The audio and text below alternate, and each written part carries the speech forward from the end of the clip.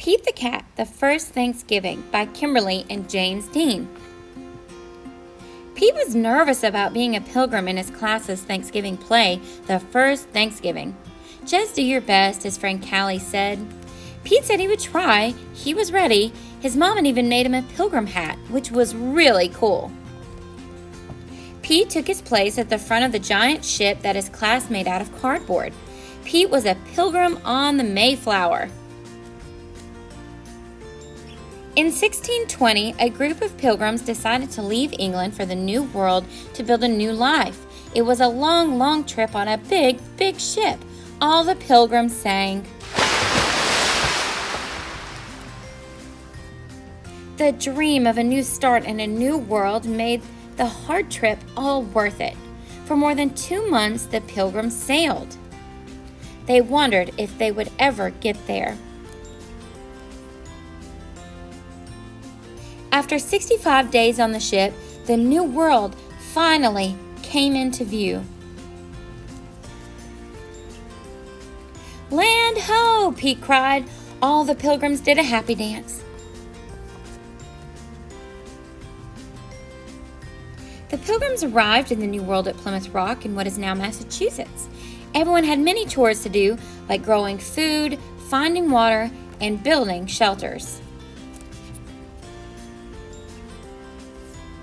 The first winter in the new world was long and hard. In the spring, the pilgrims had to decide whether to give up and go back to England or keep trying. The pilgrims had heard about the Native Americans, and many wondered that they would not be friendly. Pete had never met a cat he didn't like, so he thought they would be kind.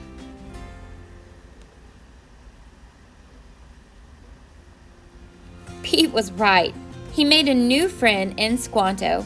Squanto and the other Native Americans showed the pilgrims how to grow crops like corn, beans, and squash.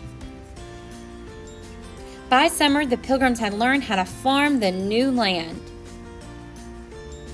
By fall harvest, the pilgrims had plenty of food.